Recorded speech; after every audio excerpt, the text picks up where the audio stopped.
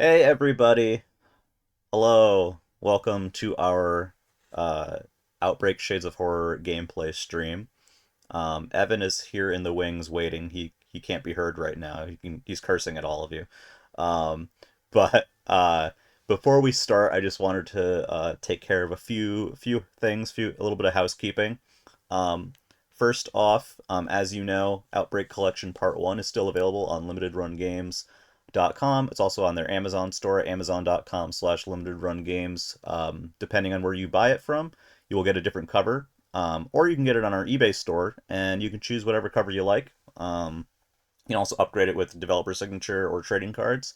That is a physical cartridge that comes with Outbreak, Outbreak the New Nightmare, and Outbreak the Nightmare Chronicles, all on one juicy cartridge, fully updated, ready to go. Second, as I mentioned, we do have that eBay store, and there's other stuff available on there besides Outbreak Collection Part 1. We also have Outbreak Contagious Memories on there.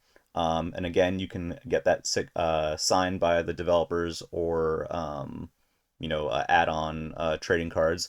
We also have bundles and other fun items on the eBay store, so you can definitely check that out. Um, the big thing we wanted to touch on before we get started is that we did launch our Patreon earlier this month. It is live now. That's available on patreon.com/deaddropstudios. We have a lot of content that goes there each month. Um, we have two tiers of content right now. So the standard tier has content such as production materials and community videos and other silly little things like that on there. That's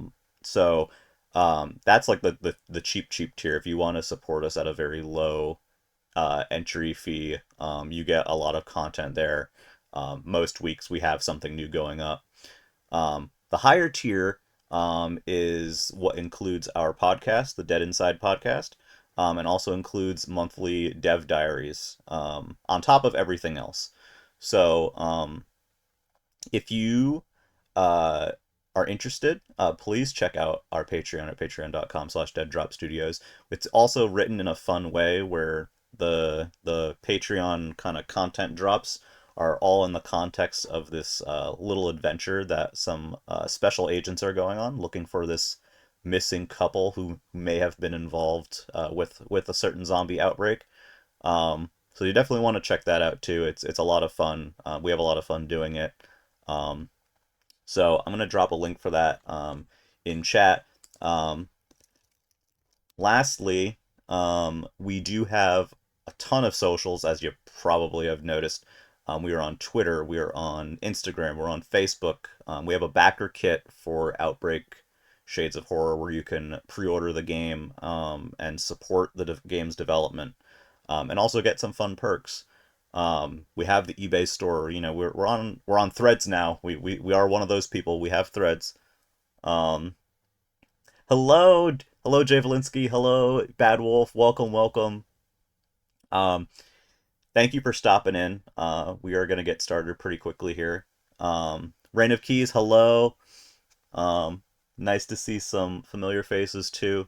Um, we're on a variety of social platforms, so if you'd like to follow us and check those out, we do have a link tree that kind of puts them all together. I think I have to add threads to that, but I don't know if they have a simple way to do that yet because that's still only app based. Um, but yeah, you can definitely see us on there and kind of where we are all over the internet. You can join our Discord, all that fun, cool stuff. Today we are going to be showing off more gameplay of our upcoming game, Outbreak Shades of Horror, which has been kind of like the star, the main focus of our studio. Um, since we had a very successful Kickstarter. Hi, Chi. Um, so we want to show you more of that. Evan's been working hard on that the past several months. It's looking really cool. So we got some new stuff to show you there, and we're also going to be giving away a code for Outbreak Contagious Memories, which is our most recently released game, which is available on pretty much all current platforms and PC through Steam. So we're gonna get to that. Um, and I think I will let you guys know when that giveaway is open. I'm probably gonna open it in a few moments. Um, but before we do that, let me bring you over to Evan, who is patiently waiting in the wings to get started and to show you some of the stuff. And he's gonna be here. He cannot see chat, but I will be relaying your questions and comments to him, both during and after the stream. So if you do have questions, or if you want certain details about the game or about what's being shown, please feel free to ask away. Please also keep in mind that this is pre-alpha gameplay footage. The game is very much a work in progress, so what you're seeing here today is definitely not final by any means. But we want to show you a bit of what we've been working on. So, without further ado, let me switch over to Evan real quick. All right. Hello, Evan. Hey, buddy. How you doing? I'm good. How are you? I'm doing good. I like your intro to these things.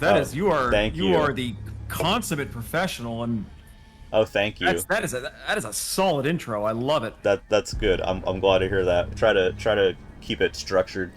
Give people an idea of where we are and why we are and where to find us. Yeah, absolutely. So Cool. can you just briefly before we start, can you just, for anyone who may not be super familiar with Shades of Horror, or maybe played some of the other Outbreak games recently or have recently found us, can you kind of just explain very generally what Shades of Horror is? Sure. So, Outbreak Shades of Horror is going to be our brand new next generation survival horror game. It's designed to play, in co-op with up to 4 players online or through split screen, or you can play the entire thing alone, just by yourself with AI survivor teammates coming along with you for the ride. And you're going to choose from a wide cast of survivors and have to escape the city of Cypress Ridge as it's teetering right on the edge of a full-blown zombie outbreak. When the game picks up, things have been kind of simmering for the last couple of weeks in the city. A few dead bodies here, a few zombie sightings there. But as the game starts, you and your group of survivors will basically be thrown into the moments where the city kind of loses control over what's happening, and the outbreak gets into a full swing, and you're just trying to get out of the city through any means necessary. And through that, there's going to be a lot of story. There's going to be a lot of shooting in action. There's going to be a lot of gore, and a lot of exploration. And if you liked classic survival horror games like Resident Evil or Silent Hill, you're going to find a lot of those fun, nostalgic gameplay mechanics kind of interwoven into it, like resource management, having a limited inventory, and a lot of guns and gore and a little bit of cheese here and there for you too. So if you like Resident Evil, Left 4 Dead, Silent Hill, any of those things, and if you ever liked Resident Evil Outbreak, if you played that back in the early 2000s, you're going to find a lot to love in this. Yeah, awesome. Just a note, Evan is indeed here. He's not on camera today. He is an ominous voice from the great city of Cypress Ridge. So that's normal. I know someone wanted to know how Shades of Horror fits into the existing Outbreak lore. If you could just briefly explain that too before we get going. Sure. So with Shades of Horror, we're basically doing a hard reboot on the series. We've had 7 games in the Outbreak series so far. Those games took place around September of 2016. And, followed primarily Lydia, Mason, and Gwen's 3 different groups in a similar geographic area. They were out in the Midwest somewhere. And each of those groups kind of were experiencing the outbreak that they saw in their timeline in their own different ways and kind of coming to their own conclusions. Those games all played as very retro, different eras of survival horror. Some of them were fixed camera angles. Some of them were over the shoulder. Some of them played like older Resident Evil or Silent Hill games. Some of them played like brand new experiences, like a semi-procedurally generated roguelike, which was Endless Nightmares. And what we're doing with Shades of Horror is we're just basically doing a hard reboot on the series. We're going to take it back to fall of 1999, and you're going to see some familiar faces, but we're rewriting their histories. And the best way to look at this is that a lot of the things that you've come to expect in an Outbreak game will persist, but it's a brand new story. Even if characters are the same, they're going through a different experience. and it's kind of wiping away the original timeline into kind of a brand new timeline that we think is going to be a little bit more compelling and very exciting. So it is essentially like a new universe, a new start Mm, for the story. Yeah, yeah, Awesome. absolutely. All right. So right before Evan gets things kicked off, we are going to uh, get that giveaway going. We will be rolling that giveaway at the end of the stream. So all you need to do is type exclamation point enter to be entered in for a chance to win. You also do need to be following us. So yeah, be here, be following, exclamation point enter to join the giveaway, and you can win a copy of Outbreak Contagious Memories. Um, so while you guys get that going, we're gonna have Evan start here. Evan, the floor is yours. Nice. So yeah, I'm gonna be showing up a little bit more frequently than I have been in the last couple of months. I'm gonna try to be here weekly. My goal is to try and show something new from Shades of Horror if I can. If not, though, I'll take a step back and we'll go back to a prior outbreak game, and we'll talk about what was going on in that game from a development perspective. I'll point out some of the game dev tricks and stuff. So I'm going to try to bring you guys something a little bit different once a week. The other streamers we have on the channel, they're going to be playing a lot more horror specific titles. And a few of them will be playing Outbreak games from time to time, certainly with the community as well. But you can expect when I'm on, I'm probably playing something Outbreak related, and unless there's something noteworthy that we need to play in another game at the time that I want to give like a technical discussion on, or talk about game design or something with that. So you're going to be seeing me. I'll try to stop in once a week, and today we're going to just be focusing on new stuff in Shades of Horror because we've been doing a lot of work over the last couple of weeks. So let's jump in, and if folks have questions, CMM's monitoring the chat, so definitely he'll pass those through. But please do ask questions, and I'm just going to quickly be jumping around different areas talking about some stuff that we've been working on. And this is kind of fun. So one of the things that we worked on was a failure to load, where with Unreal Engine 5, we're building the game in Unreal Engine 5, and right there we tried to load one of the first scenarios, and it actually hit a little bit of an exception while it was loading, and it gracefully fell back to the main menu. So that wasn't part of the plan, but it did at least show you that we're doing proper error handling, and sometimes Unreal Engine 5 is still very much an engine that's under constant development.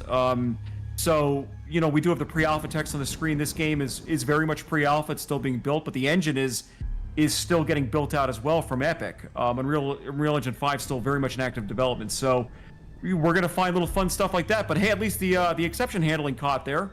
Let's see if we get lucky this time. If not, we'll reboot the game. Yeah, that would See what's gonna that happen. would be special. There There we you go. go. Actually, there we go. We loaded. Guys, too, as this is going on, if you see any sort of judder, or if there's any kind of weirdness on the video, please let me know in chat. I'm sure you will. Same with audio. If anything's too loud, too quiet, I will be keeping an eye on that. Again, please keep in mind this is a work in progress, and streaming it isn't necessarily the best way to show it off, but I think you'll have a pretty nice idea of what the game looks like today. Yeah. We're gonna be having some fun looking around. Yeah, We're gonna look, be playing as Zarina today. it's photo mode. Oh, it's photo mode. Yeah, we'll be popping it out and flying around a little bit, but we're gonna play as Zarina today. We're jumping back into this was the vertical slice area that we took to GDC and PAX. It's an area that we will be returning to on streams quite a bit because it's one of the most built out gameplay areas in here. One of the things that I wanted to talk about that was exciting in the last couple of weeks is we've been putting a lot of effort into performance tuning. And if you watch the stream that was 2 or 3 weeks ago or a month ago, whenever we were on last, you'll remember we were streaming at 30 frames per second. Game still looked awesome, of course, but we were streaming at 30 frames per second to keep it locked, and eventually to avoid the judder. We did find the source of the judder through the stream that was on the streaming side. But one of the big things now in this stream is we are at a locked 60 frames per second, and one of the things I wanted to show off is just how nice the game looks and how smooth it looks when we're locked and everything's nice and smooth. Yeah, it's looking good on my end, so Nice. that's good. I'm glad we're not seeing judder. Yeah, not hopping around. And And Unreal Engine 5 is a cutting edge engine. It's there's really not any commercial games out on it right now. If there are, I don't really know of them.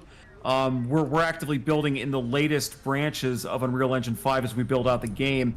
And this game's going to really shine if you have a next gen rig, or if you're playing it on PlayStation 5 or Xbox Series X when the game's eventually available on those platforms at launch.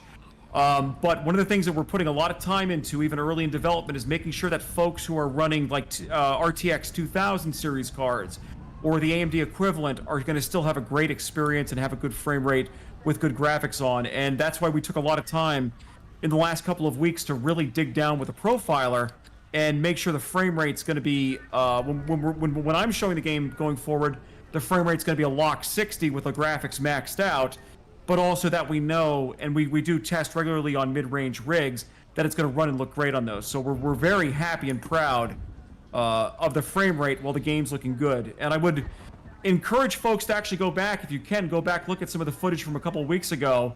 The graphics really have not dropped at all. What a lot of the big changes, if you really want to nitpick, is that some of the resolution on textures may be a little bit lower. The shadow resolution's a little bit lower. But a lot of the performance tuning that we did is actually stuff that you will never really see. It was very minute things that were hyper detailed and that don't really have any value when you're playing the game and you're moving around blasting zombies and stuff. So this is kind of the first stream where we're going to start streaming at 60 frames per second, and my goal going forward is every stream we'll be playing at a lock 60 frames per second when I'm showing you guys the game. With the graphics maxed. We have them maxed right now. So that's exciting, and I am stalling a little bit here just in case CMM sees any judder. Yeah, no, it's good on my end. Nice. I'm not seeing any issues. Chat, if you see anything again, please let me know. But it's looking smooth on my Nice. end, which is good. That's awesome. Well, I am excited. So one of the things that we were asked about, and I've said this on prior streams, that one of the constant asks from the community on prior titles was we want to be able to dismember zombies. We want realistic and really messy gore. Mm-hmm. And we showed in a couple of prior streams the gore system, that the zombies are fully dismemberable. You can shoot off their legs, their arms, or their head. As you take off different parts of their body, it affects their ability to kind of fight back. If you take off the arms, they can't attack you. If you take off their legs, they fall over and crawl, and you can step over them. Then their collision box actually goes away, and you can run past them more easily. And of course, if you get a headshot on a standard zombie or an enemy that supports being able to be headshotted, it's an instant kill. We also have persistent gore when a zombie's damaged, that blood falls on the ground, and that blood's going to stick around for a long time. The blood in the current build sticks around for 20 minutes. Dead bodies stick around for about 2 to 3 minutes. Oh wow! And we're gonna keep pushing those numbers out as far as we can, so that as you kind of destroy the environment and have your gory battles, the world's gonna really reflect it. But one of the things that I've also been working on the last couple of weeks is getting the gore to be more visceral and getting the sound effects to really kind of pop when you're in combat. One of the games that I really enjoyed this year was Resident Evil 4 Remake, and I loved how they did the blood and the gore and the sound effects for it, and we're trying to do the same, so let's start shooting fools. So we have new effects for when a zombie's shot, that you get a nice, meaty blood spurt. There's a lot of randomness and variation, so you shouldn't be seeing the same blood spurt, really, for most of them, and it's very gory. We also have a lot of really great sound effects in now that are juicy when you hit an enemy. And that's really important because it gives you a lot of visual and audio feedback that you're dealing damage, or if you're missing. Obviously no blood or gore there. But it also makes it easier for combat when you're using melee weapons to know when you land a hit and when you're knifing away at the zombie. Look at that. And again, as we showed in prior streams, when a zombie goes down, you can just keep knifing, just like in the Resident Evil remakes. Keep dismembering them to your heart's content. And you can chop them up till they're just a torso remaining. And you can kind of hear the meaty sound effects and the nice big blood splash as you hit them, so you know you're landing a hit, versus when you're not landing a hit. Real quick, just because somebody asked in chat, and I don't think we specifically mentioned it, Outbreak Shades of Horror is targeting PlayStation 5, Xbox Series S and X, and PC through Steam so far. We are interested in putting it on as many different platforms and devices that can actually run it properly. But right now, that's what we have committed to in terms of platforms. Yep, and that is right. And if a new platform were to pop up, a new console platform, I don't know what console platform that might be, but if one were to pop up and it were to support the title, we would absolutely bring it there. Yeah, we're interested in being on as many platforms as possible. We want people to be able to play our games. And just like with this lady here, we shot off her leg and now she's crawling around. What I like about the blood and dismemberment stuff in this game that I think is significant is that it does actually serve a gameplay purpose. It's not just, you know, the spectacle, which it is very fun to watch and do, but, strategically shooting off limbs or, shooting in different places actually causes certain things to happen. Yeah, no, and I mean that was a big thing that we were asked for in prior games, and we've talked about this a lot, but we did the prior games in Unity, and that engine, while it served us well for those games, unfortunately, we struggled to keep with like modern functionality like that, and that's part of the reason why we have come over to Unreal Engine, and Unreal Engine 5 really gives us the freedom to more easily do things like this, to have gameplay affected by shooting off a leg and having them crawl. Let's see if I can get a leg here. There you go. With a nice smooth fall as he crawls around then. And he's limited as he moves around. And it really makes the game just feel that much more immersive and makes it feel next gen, honestly. Look at that. Leg just came off there. Yeah. So we're trying to make it as disgusting and as gory as possible so you can really enjoy your fights with the undead. But I was really looking forward to showing this off today, and as you get like machine guns and more weapons and stuff, you can just go absolutely crazy. The gore is almost limitless, and as you can see, we're keeping a nice steady 60 frames per second with that beautiful updated gore too. So a lot of the performance work we've got here is really paying off nicely. Just gonna go grab a shotgun quick and shoot somebody with that, and then we're gonna move on to the next area here. And again, if folks have questions or want to see something specific, now is a good time to ask me. Yeah, Because we're please. just playing in the build right now. We can go do whatever you want. Yep. Yeah, chat, if you have any requests or questions, please let me know. I will be relaying them and answering them, either Evan or myself, as best as we can. So, this is kind of just the time for you guys to see what the game is looking like right now. And obviously we do have new content to show as well. I know Evan mentioned this is a area that we've been in previously because it's the most built out, but we do have new areas to show you as well. We just want to give people the chance to see what the game's all about. Absolutely. So let's go to a new area and talk about what we've been working on. So since the game is very much in active development, a lot of the areas are not hooked together yet, so we're going to be using the handy dandy console to warp around, which is totally a cool thing. The console will persist into the full version on PC platforms or places that you have access to a keyboard. Obviously, there will be limitations, though. You won't be able to just freely jump around maps or add supplies, but we'll still try to be mindful of useful console commands for that the community would like to see. We actually stopped... Oh, sorry, CMM. Oh, sorry, I just had a quick question from chat. Will the infection meter be balanced differently depending on the length of a selected level? Like, will you have longer for levels that take more time? Yeah, so that's a great question. So the infection meter right now in the current build, it is operational. It's working. You can fill it up to 100%. You start taking damage, and other gameplay effects begin to happen. One of the things we don't have in this current build right now is that you will have tools of managing your infection meter, because as you play through each scenario is going to contain probably 5 or 6 segmented parts that make up of it. Think of them each as like different areas that you go in and out of as you play through a scenario.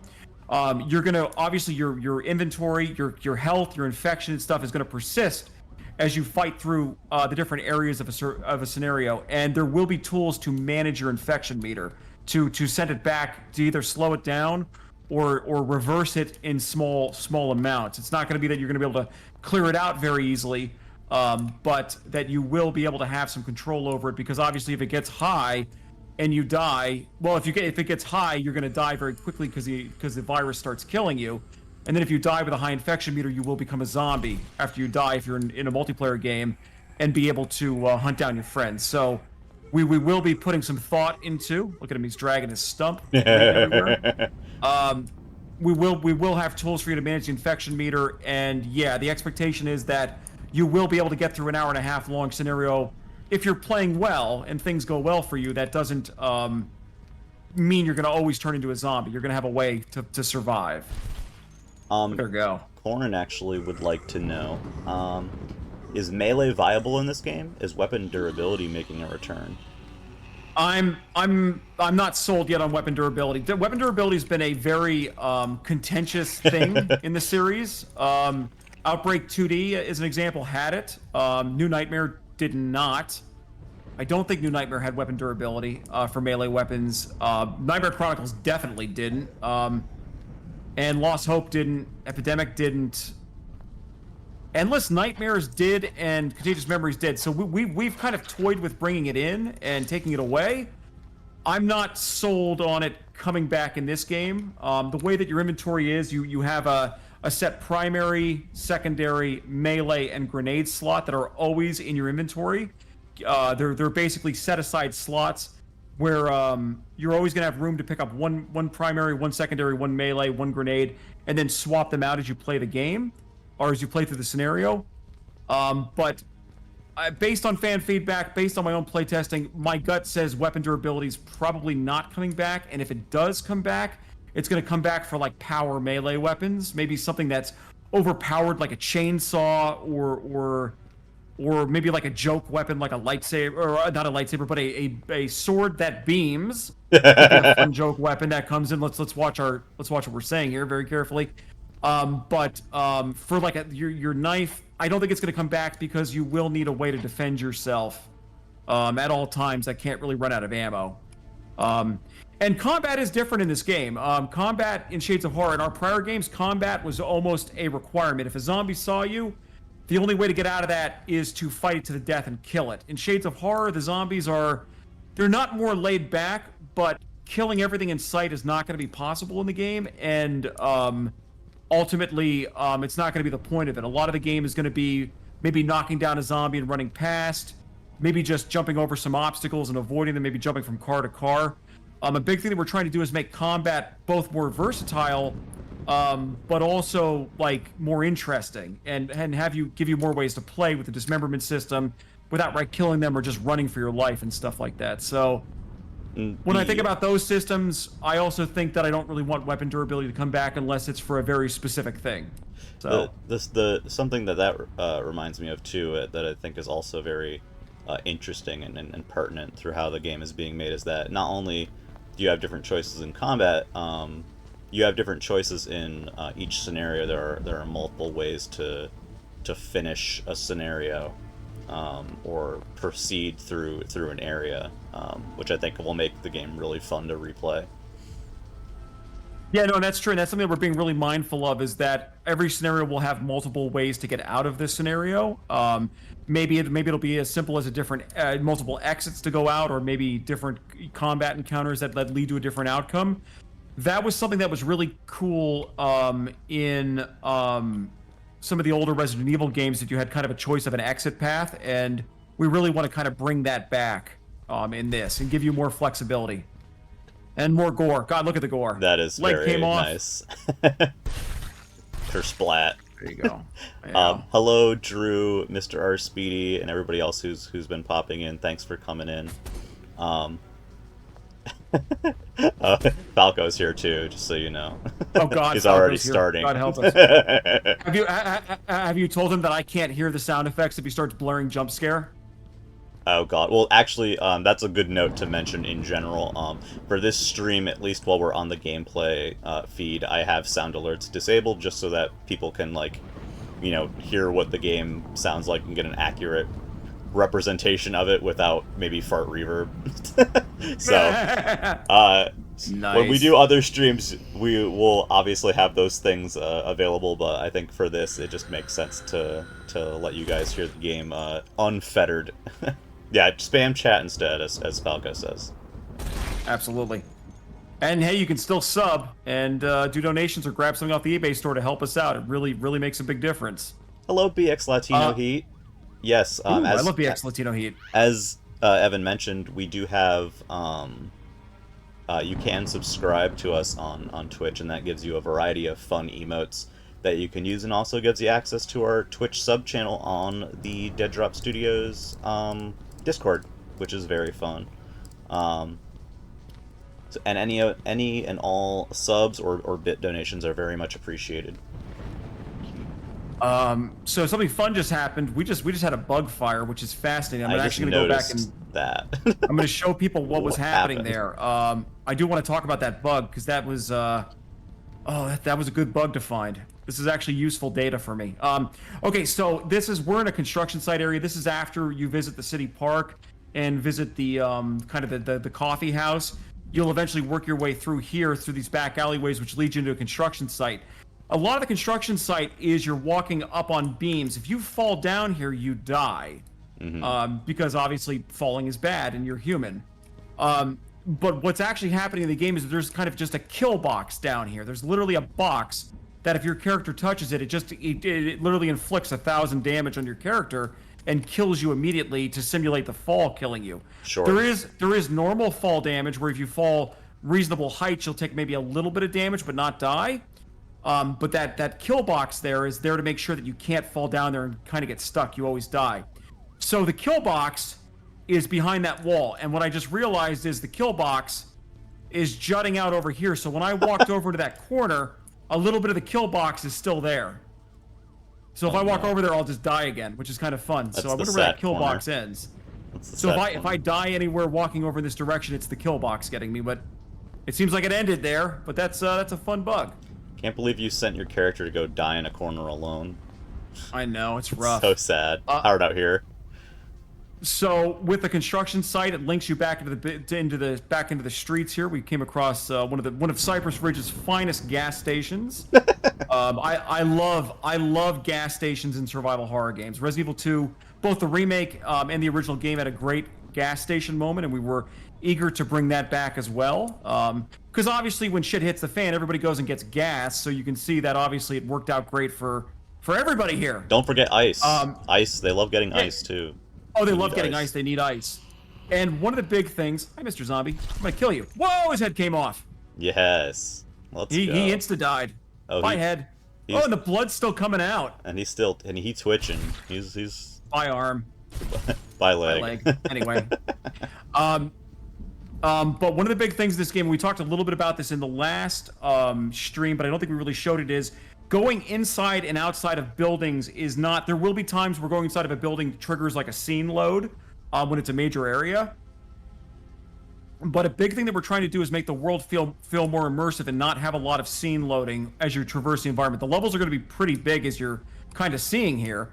Yeah. And a big thing is that a lot of buildings you'll go into are just buildings. They're just here. They're buildings. And you're going to be able to go inside of them and explore, and it's not going to be like a scene load like it was in like Contagious Memories, as an example. Whenever you went in or out of a building in Contagious Memories, it was a scene load. Hell, every door you went through in Contagious Memories was a full scene load, even if you were inside the same building. So Shades of Horror is really... We're putting a lot of thought and time into having indoor and outdoor environments. And one of the neat things that we've been putting time into is upgrading the weather system. Cypress Ridge, obviously... If you've been a prior fan of the Outbreak games, it's always a rainy night in an Outbreak game. Always. It's one of our... People kind of ask me a lot, like, what is something that what are the things that make an Outbreak game and that are always in every Outbreak game? And one of the things always is that it's a rainy night and there's always a storm going on, because first of all, I love rain, but I also love weather in video games. And one of the fun challenges is we've been upgrading the rain, which you can kind of see here, is we've got this nice visible rain which got upgraded since the last time we showed off a build here. And these are all individual raindrops. They're all semi-translucent and they reflect light, which is very cool. So if you walk over into different light, you'll see the rain actually will change color based on the light. And it looks really, really nice. And I'm a big fan of it. But because you're going inside and outside of places, the weather has to understand it and know it. So the rain has to be able to be outside where you can see it and not be inside. And that's Yeah. just some of the little work we've been putting in over the last couple of weeks. And stuff like that seems like it should be pretty simple, right? Just don't rain on inside. But it's actually, from a game programming perspective, it's actually a little complicated to find the right like performance trade-offs to make it look real and stuff. And what's actually happening is all these raindrops actually do a collision check when they hit something. And basically, if they bop into anything, they disappear, and it creates the illusion that the structures are stopping the rain, but you still get this nice view outside of the rain falling. And somebody who maybe played one of our prior games here would say something like, well, Outbreak Epidemic had a few places you could walk into structures, and we also had rain. And what Outbreak Epidemic did was we actually had bounding boxes that when you walked underneath an overhang in Epidemic, it just stopped the rain effect, which was awful. It was all I could do at the time, so it was a solution. But you would literally like walk from here where it's raining over to here, and the rain would stop even if you looked out. So I'm really pleased that the rain is, it's just kind of an example of the polish that's going into this game. Is that even the weather, we're kind of thinking through a lot of this stuff. I think And it's important to note that, yeah, a lot of things that may seem trivial in the end when you're playing, they're supposed to feel trivial, yeah, by the way, but they are not necessarily trivial to implement. yeah. And that's just one little thing. And then obviously the environment, the puddles and stuff to help it look a little realistic. Obviously, I love the reflection system where this is running on Lumen right now. You can turn off Lumen and get scaled down lighting and scaled down reflections if you're running an older machine to get a better frame rate. But we're on a top of the line rig here, so we can have all the bells and whistles blowing, but it's running. But it's just I love the city streets that are wet, and I love that. As long as you can't see it from like the view, but if we go into photo mode, you can get like a really nice view here of just all the kind of subtle reflections going on of your character, of the environment, and it's just there's all this little detail that you may not even see it unless you go looking through. That just adds that level of immersion and really makes it a next generation game. And we're using hardware path tracing through Lumen right now on this card because it supports it. And you can see you get beautiful, high-quality reflections in real time. And again, we're running at 60 frames per second. I think I actually didn't mean to do this, but I just realized I've had the FPS meter up the entire time on the upper right-hand side of the screen. Yeah. So I'll leave that up for the hell of it because it's kind of interesting. But I forgot to turn that off before the stream. But you've actually been able to see it. And if anybody's actually wondering why is it going between 60 by like 58 to 62, you'll see it's kind of wildly swinging between it. VSync is locked, but obviously the number doesn't always display a perfect 60 because rendering. I'm just gonna shortcut that. Long story made short. And how a game rendering loop works. So you will see like some. You may see like the frame rate if you have the. I'll leave the FPS indicator running in the commercial product probably. And you'll see it go back that. But as long as it's sticking around 60, VSync's locked. And I mean, VSync goes from 60 to 30, so you wouldn't notice if it drops. It's going to introduce some stutter. This has been very smooth. And just kind of another great example here is these suspicious Japanese vending machines here. I don't know why those would be here. Yeah, it's crazy. There is an in-universe reason. Stay tuned. But you can just kind of see the beautiful reflections on puddles versus kind of wet ground versus dry ground here with them, with these beautiful volumetric area lights on the front. It looks real. To me, it looks real. Yeah. And I love how it looks. I kind of want to buy something out of one of those vending machines right now. I wonder what they have. Let's see. Let's go over to the blue one. Probably Zarina's here, by the way. She says hello. Hello. Hey, Zarina. We're playing as your character right now. Let's get Zarina in front of the vending machine so we can all see Zarina's beautiful character. Zarina is, of course, the mayor of Cypress Ridge. That's true. There is Zarina. We also have a question from Mr. R. Speedy in chat. Is it possible... I love R. Speedy. Yes. Is it possible to turn down or turn off camera shake during sprints? Yes, I will add that in. That's a fair thing, and that's an accessibility thing. So yes, right now, as I'm sure you're noticing, the camera is shaking as we're moving. I will do what I can to minimize that, or at least give you an option to minimize it. so that Yeah, it's not debilitating. Good. This is kind of a not a this is kind of somewhat of a segue, but we do have a field of view option as well. I'm at 90. I do support. We're gonna support it between 80 and 120 on PC, and I'm gonna try to keep the support in on PS5 and Xbox Series X. On Xbox Series S, it may be a more constrained field of view, but I will try to keep the field of view slider in for everybody. yeah, and just so everyone knows too, I know there was some questions about like animations and visuals, and the animations and visual aspects of this game are definitely nowhere near finalized. This is pre-alpha footage. We are Yeah. still early in development, so if you are noticing anything that's a little odd looking, or isn't necessarily like you're like, okay, that's kind of weird. It's very much because we're a work in progress, and things will definitely be evolving and changing as we continue development. Yeah, most animations are not final. Hand placement will always continue to be improved. I mean, there are limits to what you can do, and I mean, look, I would actually challenge people to look at prior Outbreak games. The animations already in the game are a million times better than anything that we've had in the past. I do also want to point out here, Zarina, she chose her starting weapon as a Desert Eagle. So in the Nice. full game, Zarina is going to be probably going to be the hardest character to unlock in the game because she's the easy mode AI bot who comes with you on easy mode to always help you out, and she's basically overpowered as hell Yeah, she's like a because super she's Zarina. boss because she's a Yeah, she's boss. because in real life she's overpowered as hell. Yeah, hell yeah. So it made sense. So it's one of those things where you will actually see Zarina on easy mode. She'll be with you as a buddy to solve all of your problems for you, like she solves all the problems for everyone else in her life and all of us.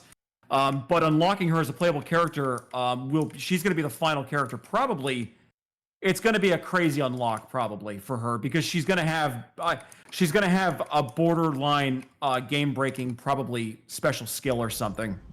So I think I one don't know thing, what.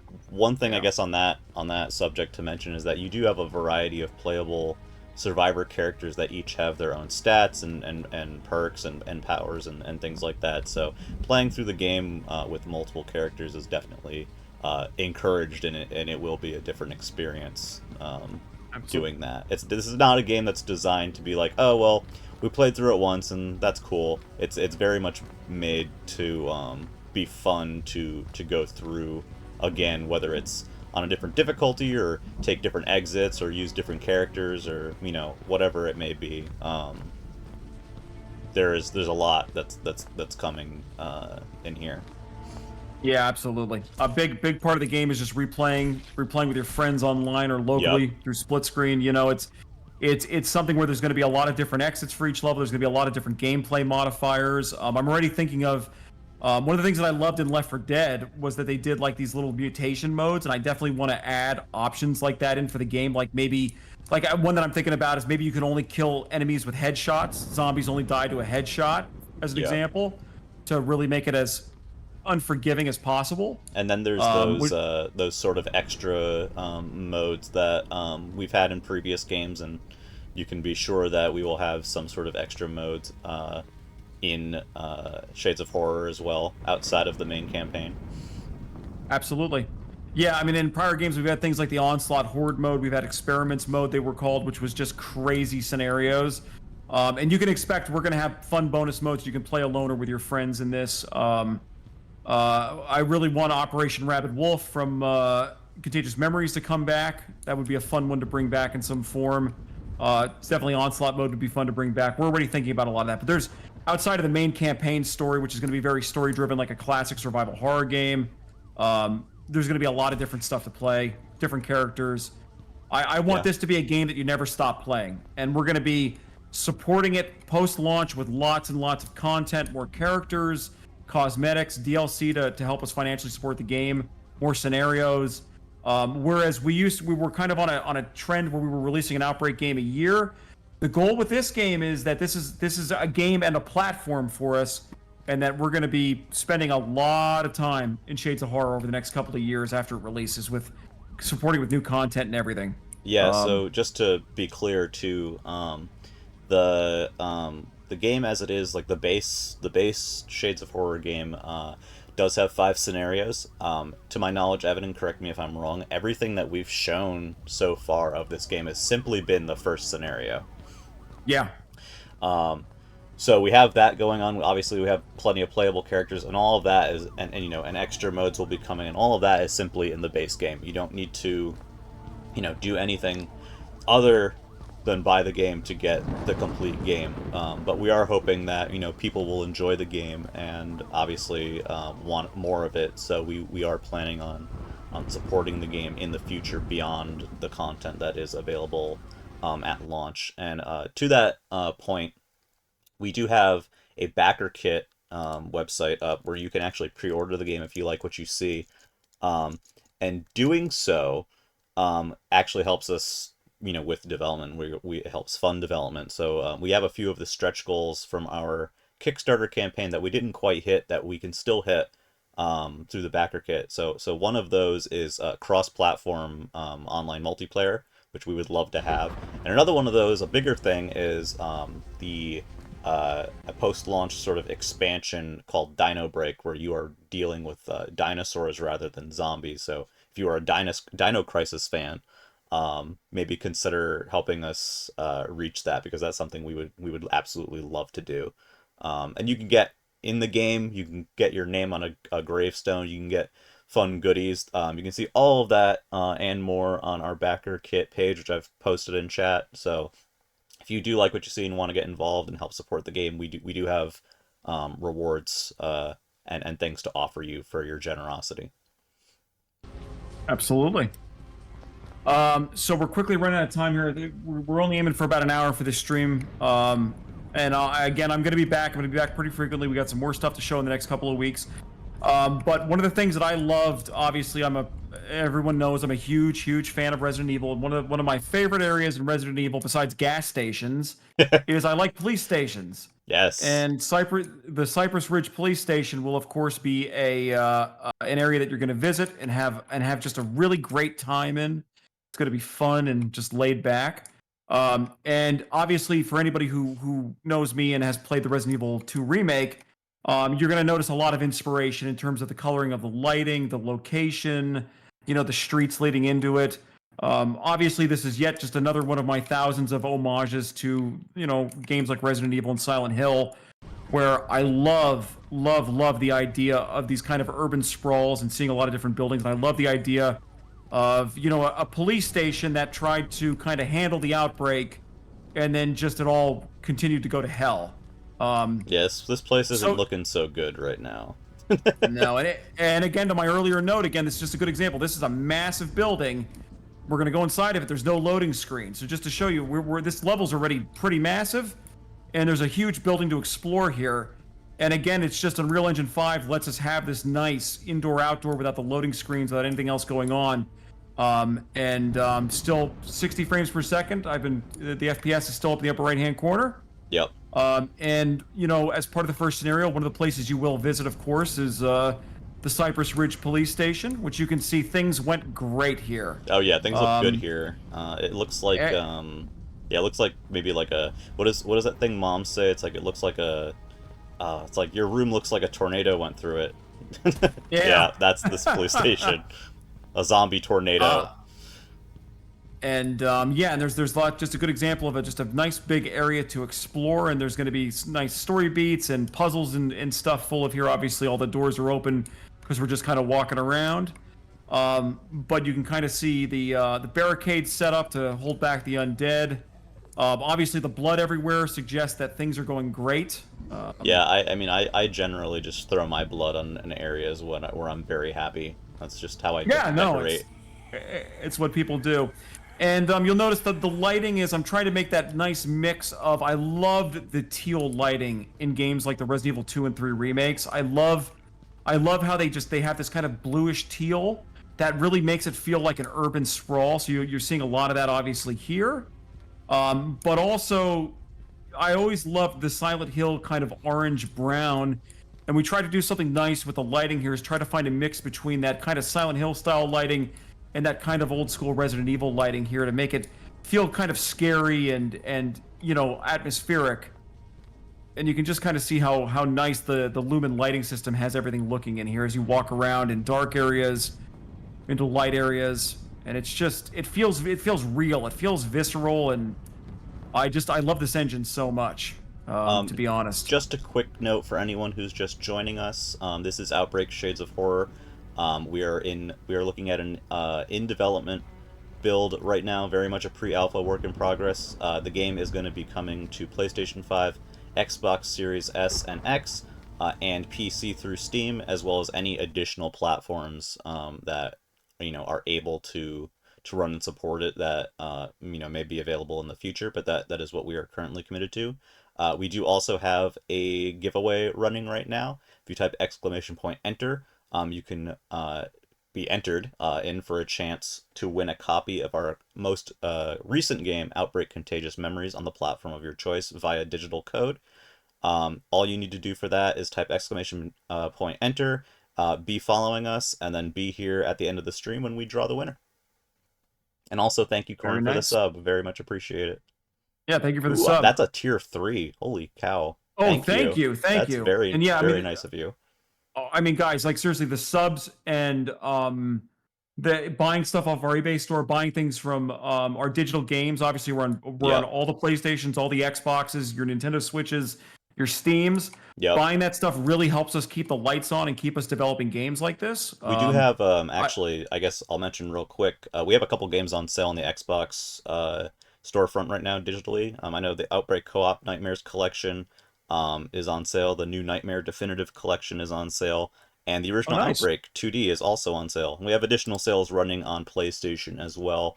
Outbreak Gold Collection, Outbreak Platinum Collection. So there's lots of stuff. You can get our games at a discount if you want to jump into the Outbreak world and kind of see what we're about as we kind of continue working on Shades of Horror. And it is going to be a bit before that comes out.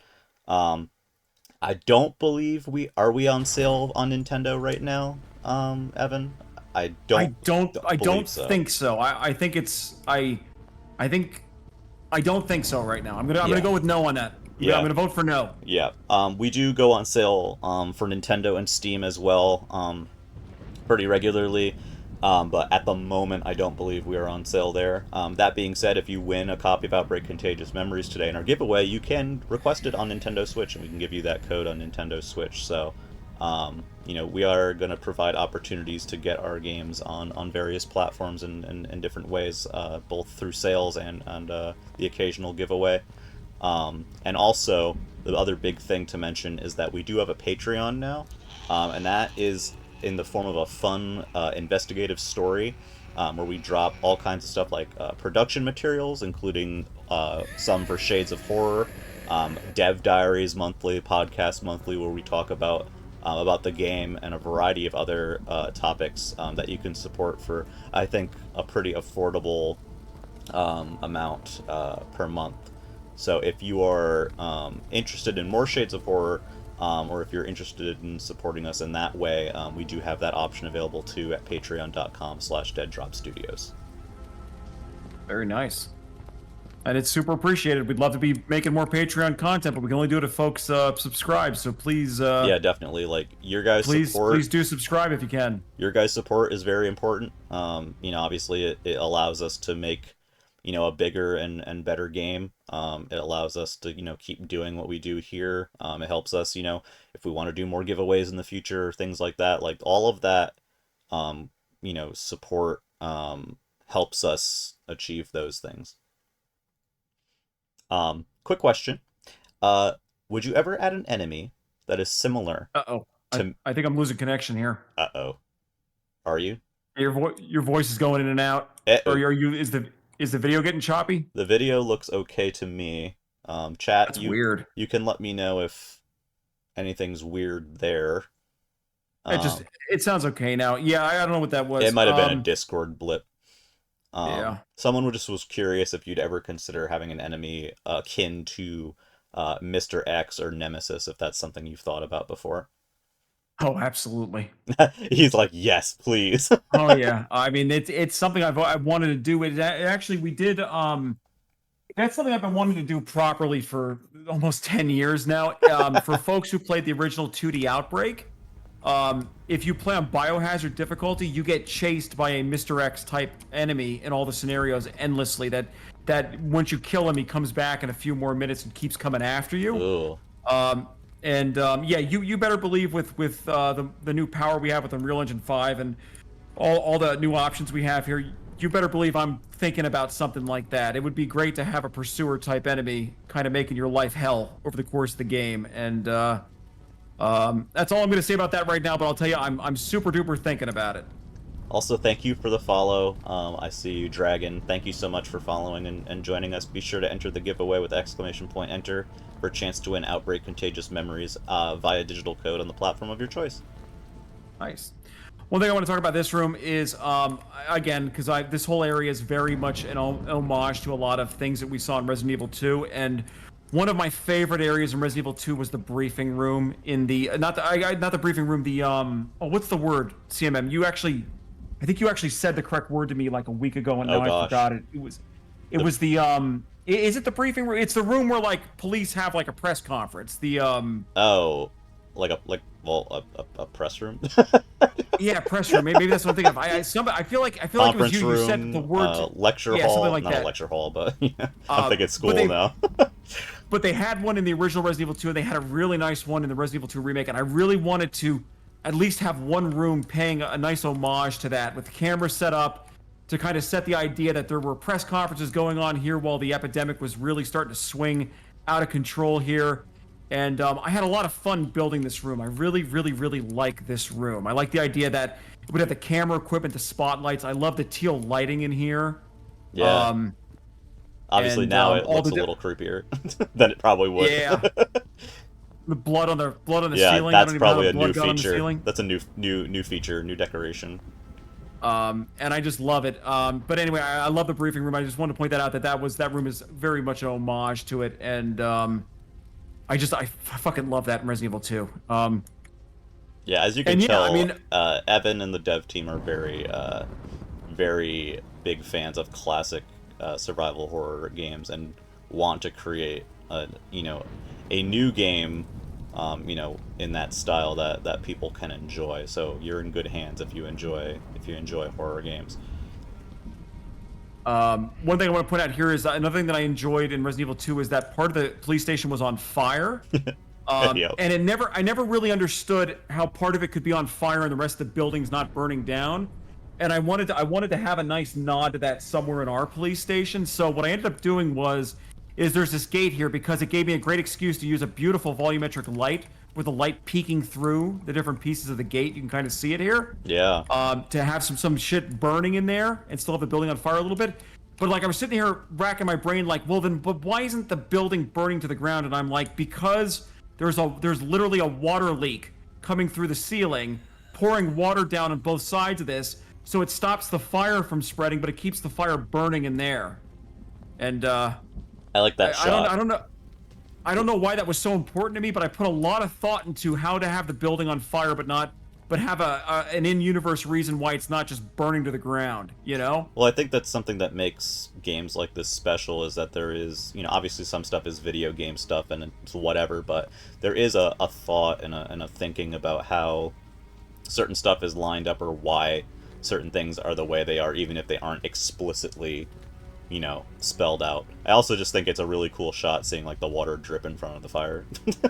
Mm-hmm. So there's that. And it's another great example of just what we can do with this engine. I mean, you get these beautiful water effects that you can do that are affected by the light, and you see the stream coming down. We'll go upstairs quick. I know we're kind of probably over on time now, but I can't stop talking about the game because it all looks so good. I loved the jail cells in Resident Evil 2 as well. So obviously we're gonna have a nice homage in here that shit went down in this room. I really like my goal with the lighting in this room is for it to just be really, really unsettling. Like, I like the idea that there's two kind of Silent Hill style light sources here, and then the teal lighting in each of the cages. But it feels like when you walk in, this room just kind of almost feels like, to me, like a sacrificial chamber or something. Oh god, you know? yeah, it's like a cult like thing or something. It's weird, yeah. And having like the flickering lights down here, having the lights in the cells kind of spraying shadows from the bars, and the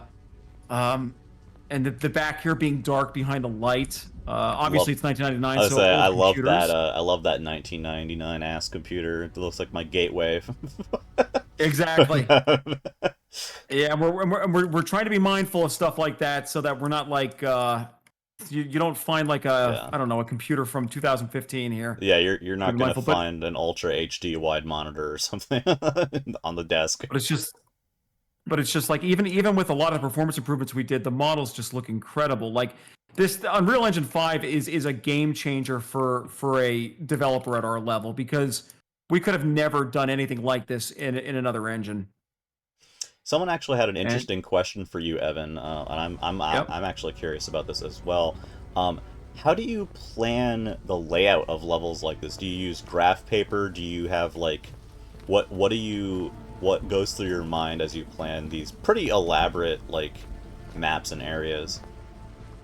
So I've talked about this in the prior years on streams and stuff too, but my approach to map building is that I try to so when I build like as I'm building the areas of Cypress Ridge right now, what I do is I start by thinking about how would a city be laid out if the zombies weren't here?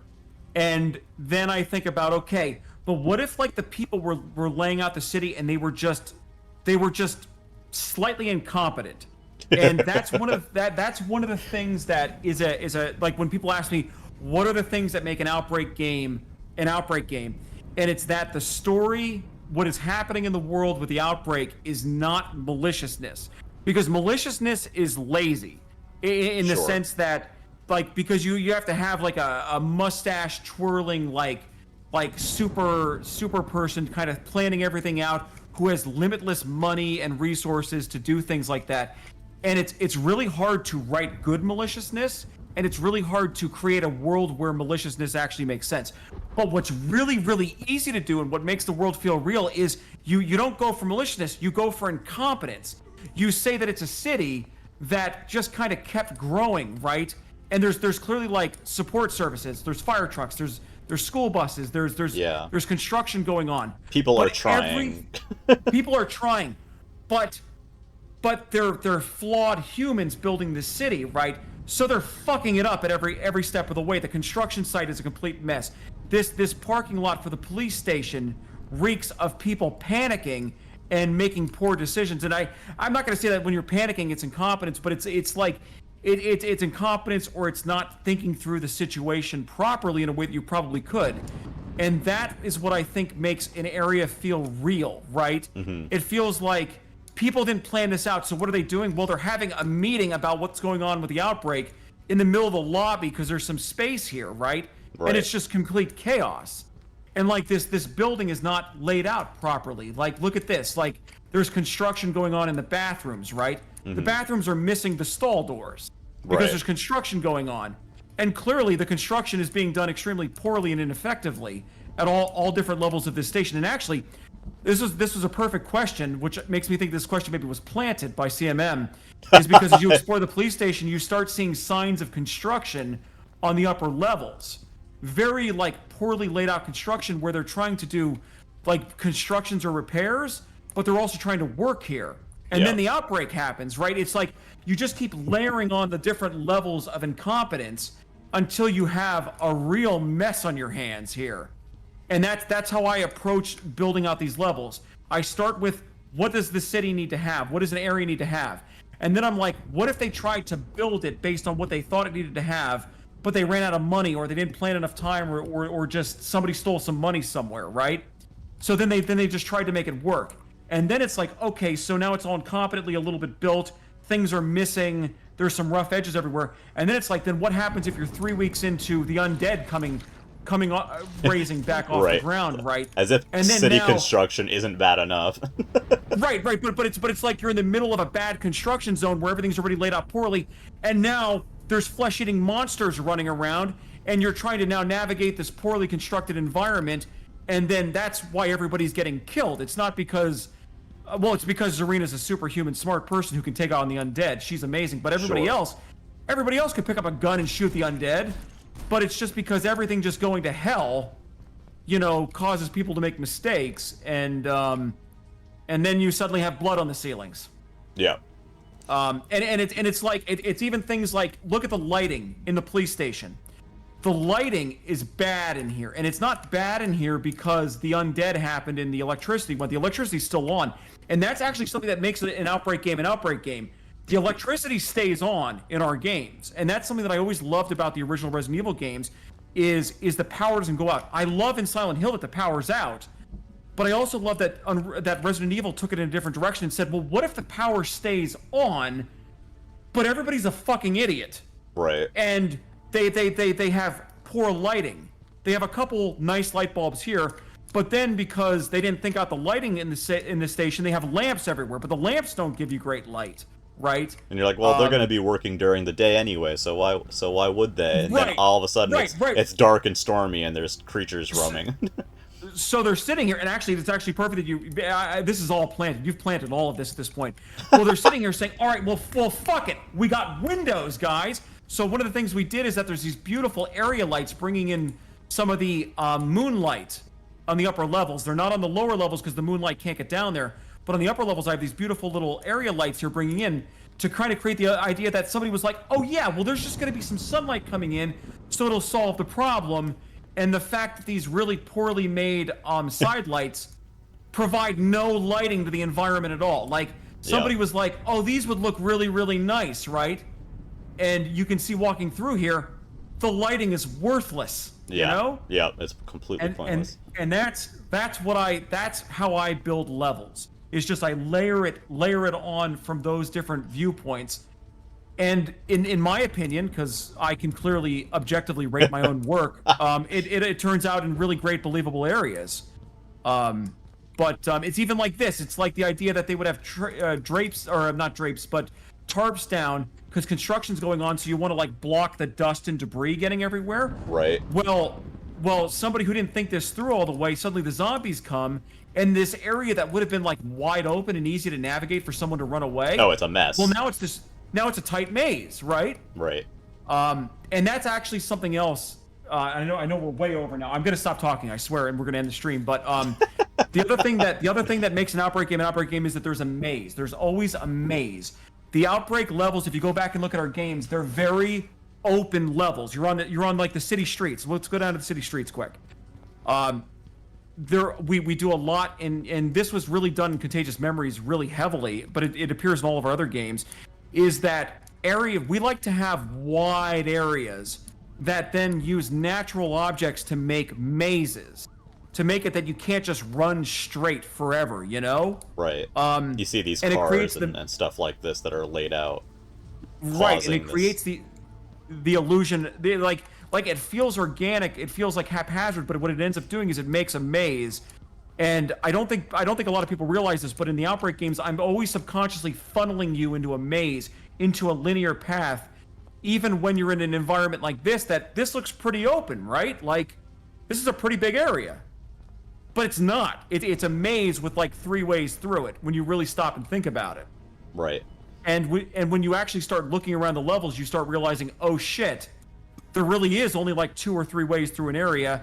And that helps us keep the undead in prior games deadly, because you can't just run away from them. In this game, the undead AI is going to be very advanced. Obviously, we're seeing them walk around. They meander. The undead actually wait until you're looking the other way, and they come for you on the ones that are kind of idling. And we will eventually have things like noises happening to summon the undead to come charging at you for a short while and stuff. So they're not always going to be kind of lackadaisical, but I know this guy doesn't look too dangerous. But he's actually waiting for you to turn your back, and he'll actually start creeping up behind you to take a swing. And one of the things that they do in this game that I really like is they take a swing and then they fucking bolt it on out of there. They don't sit there and engage you endlessly like in our prior games. They try to kind of do like a little bit of a guerrilla war on you, in a way. And if you're stupid enough to get close, they might grab you and start biting you. And gore goes everywhere. You know? That was not a planted question. That was from NetJam. So thank you, NetJam Junior. Everything from NetJam's a planted question. Oh, okay. Everything. I see. Gotcha. Yeah. So this is just, and again, this is just one segment of scenario 1. This isn't scenario 1 that we just played, that we just walked through. Yeah. This is one of the segments in scenario 1. So this is it's gonna be a big game. There's gonna be a lot to do, and once the puzzles are in, once you're meeting NPCs and cutscenes, the world. I feel like the world already feels alive, but it's going to feel a lot more alive when you run into people to talk to, too. Yeah, I mean, what we're seeing Because here is a lot of environment um, run throughs, but a lot of the the game logic and stuff that actually is going on hasn't even been implemented yet, and we're already sort of at this level of density. yeah, I mean, this is already. I was actually joking with somebody earlier this week. This is the game in the current state. I think this is actually a more complete game than any game we've already released. And this game is crazy unfinished. Like in terms of the combat options you have, in terms of the level design, in terms of the sheer amount of areas that you can visit. This is probably in this current build more content than we have in probably most of our completed games, and certainly it's a more interesting gameplay experience than already what we've got. So I mean, this game's going to be something special when we're done with it, and it's already something special.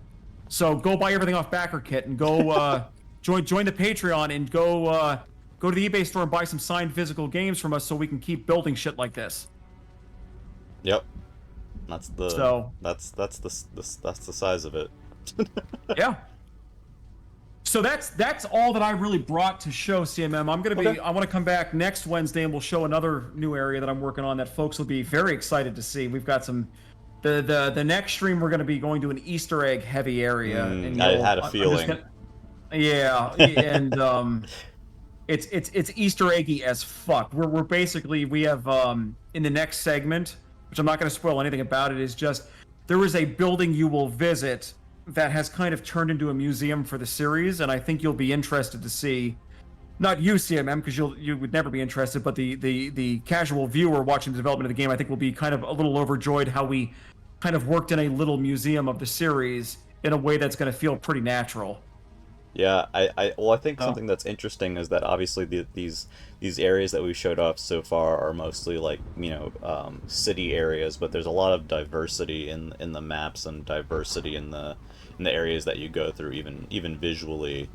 Obviously there's a Yes. mood and there's lighting, but you have this big sprawling police station here. You have the area earlier where it was a lot of vertical like scaffolding and construction climbing, and then that area that you're talking about that we will be showing next week is a different type of area. And then there's that bar area from earlier, and there's the park, and that's all just scenario Yeah. one. So there's Yeah, definitely yeah, and like I mean yeah.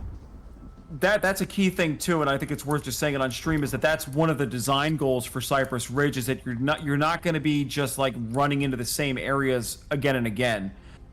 There's not going to be like it's not like every scenario is going to have a gas station or a police station or something like that. Right. We're going to try to keep mixing it up as much as we possibly can. The one thing that you will do a lot in this game is you're going to spend a lot of time on the streets, but we're trying to find ways to make them feel different in each segment of each scenario, that it doesn't feel like you're just running through identical streets. And a lot of thought's getting put into making every area when you're down in the streets to still feel different, even though we do need to have kind of that interconnecting tissue of the city where when you leave a place you're going to be back on the streets to get to the next place, right?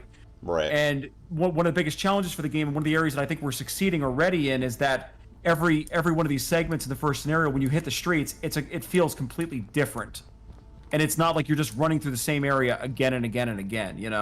Well, I think it's important to have, I think a lot of the most memorable games, even going beyond survival horror, just games in general, have a lot of very memorable landmarks Yep. and scenario or, things that are in between, some of the stuff that you might be, you know, around more. And so, like, even a game like Pokemon, right? Like, you go through the different routes.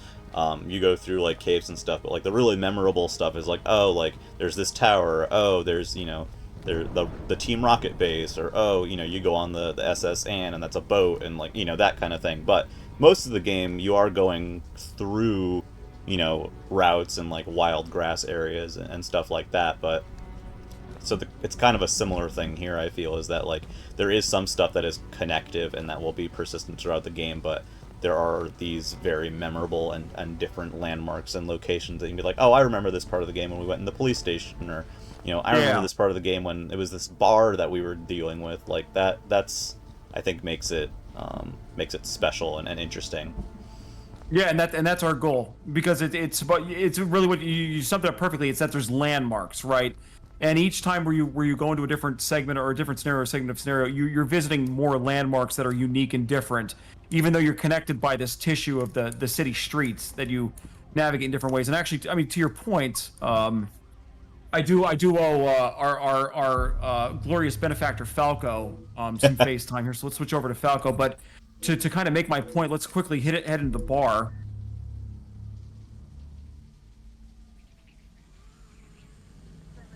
And let's just, in our last couple of minutes here, let's look at this beautiful bastard. This is But the intro area to the yeah, game for anyone this is who the hasn't seen tutorial this. area Yeah. basically, where the game starts. Everybody's at the bar or around the bar. But kind of as an example, you saw the city streets here. Well, we're back on the city streets, but it feels different. The landmarks here, the lighting is a little different. Yeah, the lighting gives it a different mood. Right. Oh, Falco's getting eated by a zombie cheerleader. So he might, if is Falco in chat, he might have actually really enjoyed that. Falco says he's here watching while he gets his eyebrows plucked. So Nice. But kind of, I do want to just touch on what CMM was saying there. Is that like when you're walking around the city, it feels differently. There's landmarks like cars on fire. The structure on top of the bar feels very different. You know, it's like whenever you're in the city, walking around the streets in different ways, it needs to feel unique and different. That you don't just feel like you're playing through the same area 5 times, because you're not. I'm not even just saying that to like hide something where I'm just having you play through the same area multiple times, but we're not. I mean, it is different, and we're putting a lot of thoughts into it differently, and even how you view it from like above, right. and how you view the city as you. The further you get into the game, obviously, the more out of control things are getting in the city, because more of the population will have turned into zombies too, and that's something else we're going to be mindful of, is to keep kind of ratcheting up the intensity of it, where you go from like a quiet bar area to just as another example here.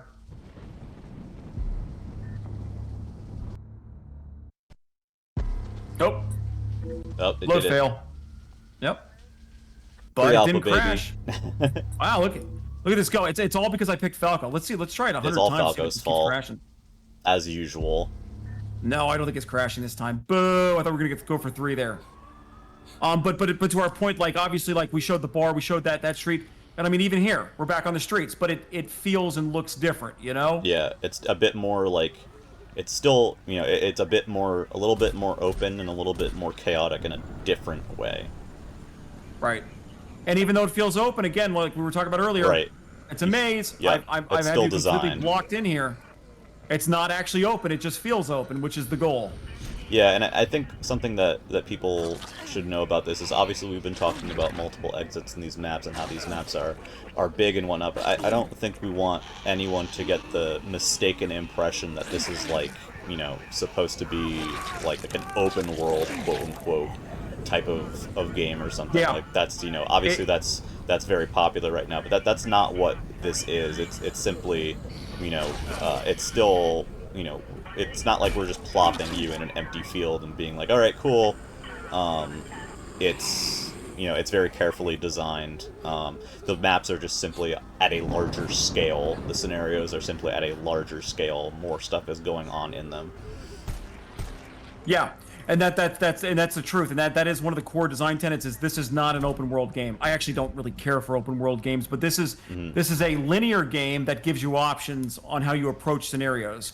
And Yeah. I know we've said this in the past in this map, but this is kind of a proof of concept. You can run into the street and try your luck down there. You can climb up over the side here, move over there, jump onto that thing, and try to avoid the zombies to get onto that car. Or you can be the athlete that is Falco, the grenade-toting lunatic. Let's get a grenade out. Where Emphasis on lunatic. Falco throws grenades while he's jumping from car to car. Well, he tries to. He tries to. But that's the whole thing, is like maybe you can jump from car to car here if you time it well. Like Right. it's giving you paths to go, but it is all, hey buddy, what's going on up here? He seems sad. But it's giving you options on how to navigate the environment. But it is a linear game. It's not an open world game. Yeah. So, It's not made to, have you meander. You are going to be, there is level design here. I mean, I'm not saying that open yep, world games can't have, structured design, because many of them do. It's just, I just want to be very clear that this isn't quite that. exactly. Well, that's all I got, guys, and All I right. already went longer than I wanted to go, so everybody got like an extra 25 minutes out of me here. Yeah. I guess one more question before we go and end up drawing the giveaway and conclude here is, I think we talked about it a little bit earlier, but will each character have a unique ability, whether it be passive or active? Yeah, yeah, I think you can expect that both characters will have both passive and active abilities, at least one unique active ability for each of them. They're going to have different starting loadouts, like for folks who, and again, you can still become a playable survivor in this game. Go to our backer kit, Yep. buy the playable survivor add-on, and we'll make you a playable character in the game. But as an example, like Zarina, she's a playable survivor, and she picked the Desert Eagle as her starting weapon. So each character will have a different starting weapon. They'll have different weapon proficiencies. Obviously, these menus, again, this is pre-alpha. This is not what the menus will look like in the final game. This is here just for like it's none of the art's They're in the game yet. functional. They're functional. Yeah, That's what they're it's for. functional menus. But eventually, when you select your character, they will have stats. They will have starting equipment. They will have a biography that you can read. Like stuff like that is going to be on the screen here with all of that. Yeah. So who I do who want to you note play is too. important. Yeah, and then you can play the game through as many different characters and experience it differently. One thing I like to see on every stream, because we have not actually done an online co-op stream yet, but everything I showed you in the game fully supports online co-op. It's not some crazy bait and switch where we're going to put it in later. A lot of the work that we do is whenever we build new functionality for the game, we build it for multiplayer first, so it's always supported. So everything I showed you in the last stream works perfectly the exact same way in co-op. Yeah. So There's a lot of control and that you we have over the kind of experience you have with this game, with multiple difficulty levels, whether you want to play local, single player or co-op, the character that you play and how they play, the routes that you go through in scenarios and stages, the bonus modes that you may choose to enjoy. There's a lot going on, even just down to like, graphical settings, or whatever. You have a lot of control, and options. I think options is a big theme of this game. Yeah, absolutely. So that's it. Yeah. I'm gonna be back. I'm gonna plan to come back next Wednesday, and we'll do some more new shades of horror. We'll do some more areas. We'll talk about what work I've been doing in the last week. The development pace has been blistering, to put it mildly. Like before this stream, I already worked 13 hours today before coming to talk to all of you tonight. To give you an idea of how many hours a day I've been putting into this game. So I usually work 12 or 13 hours every day of the week. On the game 7 days a week. So that's why we keep coming back with more and more to show you, because shit's getting done. Yeah. So I would like to continue to feed my children and pay my mortgage. So if you could please, everybody, go to our eBay store right now and buy a signed game, or just a physical game from us. That really helps me out. If everybody could go and register on the Patreon and subscribe to that right now, it would really help me out and help out the team. If you could go buy some digital games or support anything else that we have on Limited Run or Amazon, or if you just want to send me an envelope of money, that's fine too. But you can still become an NPC. You can still become a playable survivor in the game. Go to our backer kit store. There's add-ons there. You can also still pre-order the physical and digital versions of the game and a lot of other add-ons for the game. So please go do it. The money helps us build the game. It helps us build a better game. It helps keep me and my family alive, and helps us keep wonderful people like CMM here with us. So please help us keep CMM working. Please help me Yeah, keep my job. yeah. All right. Well, thank you so much for that guided tour of what we've got going for Shades of Horror. Um, we're gonna transition back to a land without Evan. So say goodbye, Evan. Bye. I love all of you. I do. Okay, Evan's gone. Yeah, Evan's gone now. Um, Thank you guys again for being here.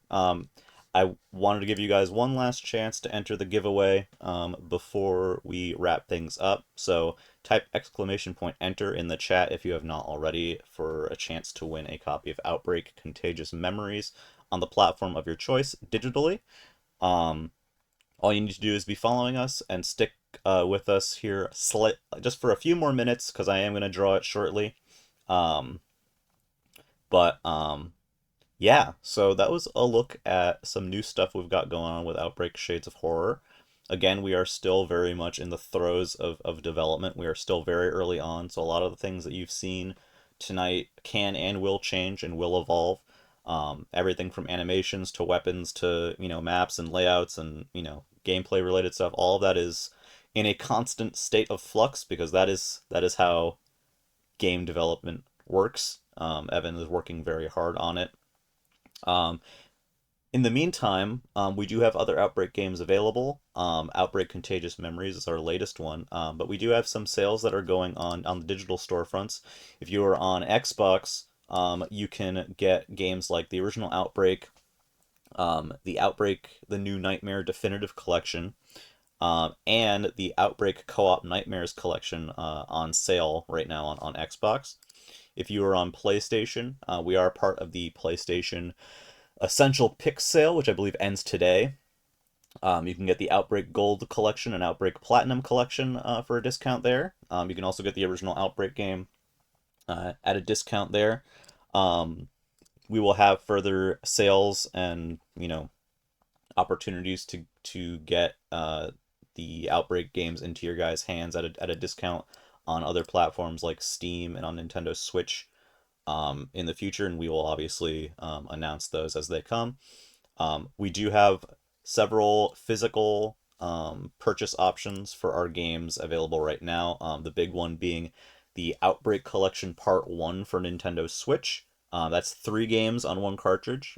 Outbreak, Outbreak the New Nightmare, and Outbreak the Nightmare Chronicles. Fully complete, fully updated, fully patched on a single game cartridge. You can get that at the Limited Run Game Store, the Limited Run Games Amazon store, and our eBay store. If you get it from our eBay store, you can pick the cover because we do have a couple of covers for that. And along with that game, you can also get Outbreak Contagion.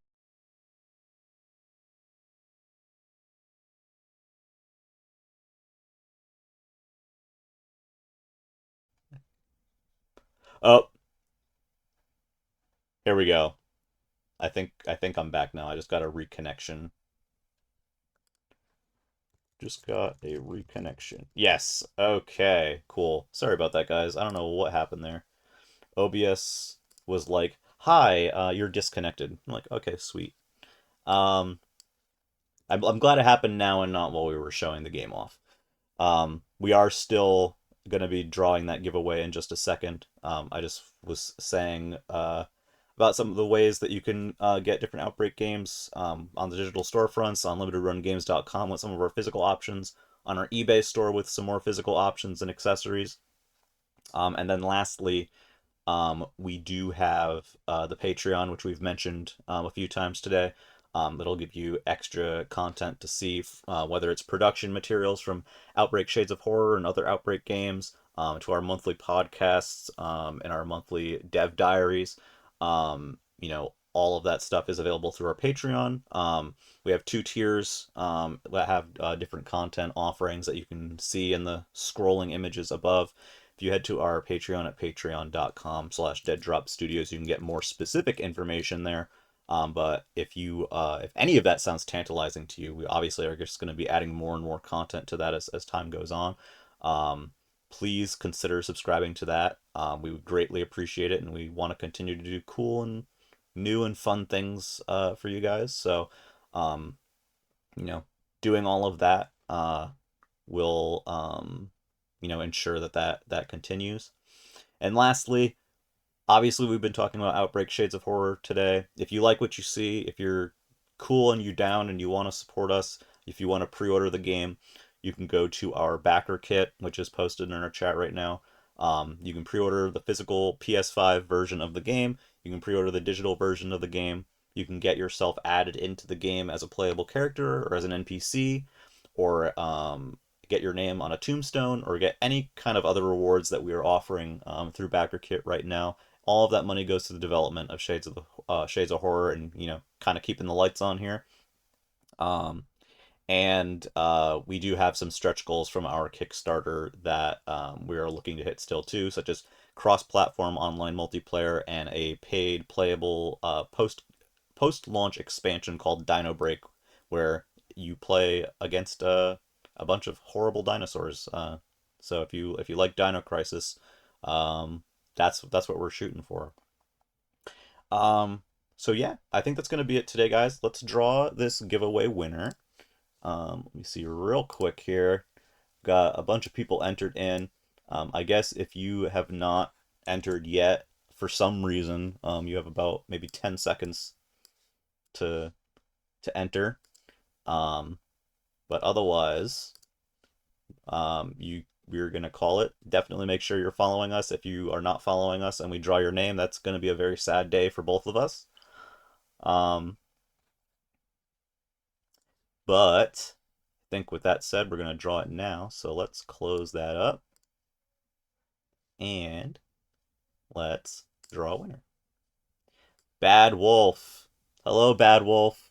If you are still here, you are our winner today of Outbreak Contagious Memories on the platform of your choice.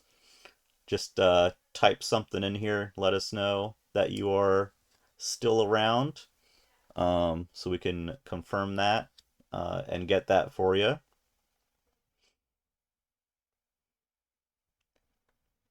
We'll give you a few minutes there, Bad Wolf.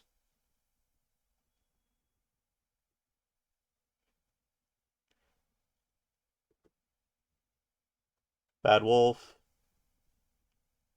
But it's yes, they are a bad wolf. Um, we'll give them a moment. But if they are not here, we will be re-rolling, and they will become a sad wolf. So true. Um, all right. I think it's time to re-roll. All right. Sorry, Bad Wolf. Um, thank you for coming by earlier, though. Really appreciate it. There's the rip. All right. We're going to draw another winner, and the winner is Net Jam Jr. Net Jam, I'm sure you're still here. I just saw you type. Um, you have won a copy of Outbreak Contagious Memories on the platform of your choice. So, you know, just there you are. All right, perfect. You can just DM us on this account.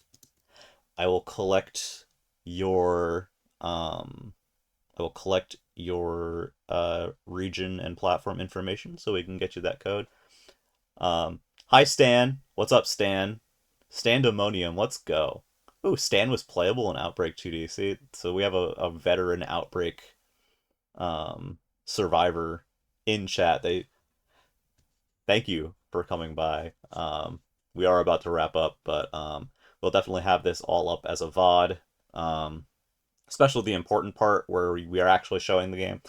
Um, so I think that's gonna be it today, guys. I'm gonna give you guys someone to raid, a friend. Um, we're going to see who is live. I have an idea, um, but we are gonna raid somebody. Let's see here. Who could it be? Where's my silly thing too? There we go. All right, let's see. Is he still live? It would be awesome if I typed that in the right place. Let's try that one more time. Really? Oh, that would be why. Stay with me a minute, guys.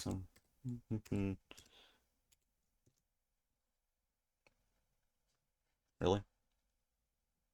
Ah, here, we'll do it this way. Better idea. And look on my phone. Who can it be now? All right. So, are they still online? It's looking like. Up, up, up, up. I think I saw them. Aha. All right. We're going to be rating Spittlesong.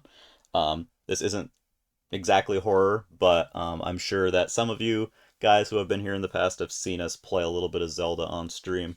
Spittlesong is a young German speedrunner who is going for a world record in one of the competitive Legend of Zelda Ocarina of Time categories.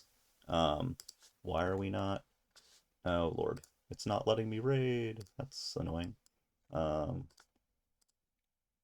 oh, we're all sorts of upset right now, aren't we? Um, hey Evan. uh, send me a code that you get on your phone momentarily. I don't know why it booted me out. I can hear you. They can't. No. Oh, you're fine. You're fine. Okay. I don't know why it chose to boot me right now, but you know, that's fine. It should come to your phone, yeah. I'll try and poke it again, see if that worked. Oh, you got it. Okay, cool. Yeah, just in case I'm wrong. Don't say it out loud. Just in case I'm wrong. I was like, yeah, I don't want to risk that one. Okay. And then everything goes to chaos, just like Cypress Ridge. All right. Here we go. All right, cool. No, it's not Evan's fault. It was my fault. But yes, we are rating. There we go. We are rating Spittlesong. He's a very cool dude. Give him some love. He is been going at it like for a while now at this category. He's extremely talented and skilled. Very cool guy. I guess you could say we can have a raid message for him. I don't know what, but it's a Evan is cool. There you go. Or competitive OOT is my fetish. I like that one better. That's the raid message. Raid message.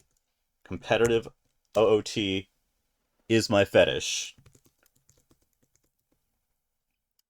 Make sure you give him some love. He's tuned into the Dead Drop Studio streams before. But that's gonna be it for us today. Thank you again so much for being here. Your support means everything to us. And it's yeah, we can't wait to show you more. Um, we'll see if Fetish is blocked. I don't think it will be when we get to that channel. So yeah, we'll see you guys next time. Tomorrow Arya is back with more Quarry. Sunday Alec is back with more Stellaris. Stellaris? Yes. So got more stuff coming for you. Stay tuned. Bye bye.